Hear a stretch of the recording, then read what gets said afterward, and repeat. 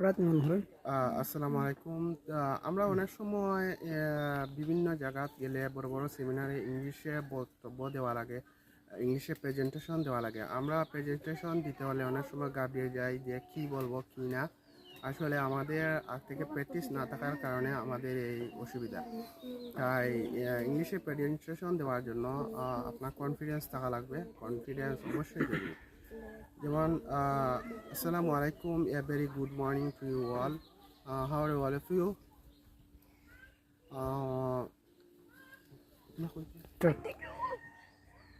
আসসালামু আলাইকুম। আমরা অনেক সময় বিভিন্ন জায়গাতে ইংলিশে প্রেজেন্টেশন দেওয়া লাগে যে আমরা আপনার যদি প্র্যাকটিস থাকে তাহলে আমরা অবশ্যই ইংলিশে প্রেজেন্টেশন দিতে পারবো বিভিন্ন মানুষের সামনে। এর জন্য আপনার কনফিডেন্স থাকা লাগবে। কনফিডেন্স থাকতে হলে অবশ্যই আপনি ইংলিশে বক্তব্য দিতে পারবেন। And good morning, how are you all of you? No, I'm fine, I thank am you. fine, thank you. Uh, this is Kamal here.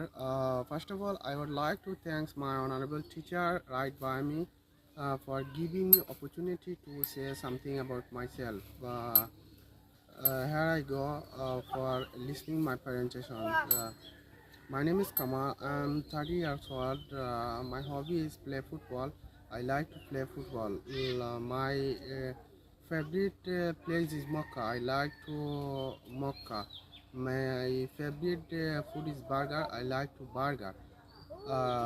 এরকম আপনি আরও শত শত বাক্য বলতে পারেন ইংলিশে প্রেজেন্টেশন দেওয়ার জন্য।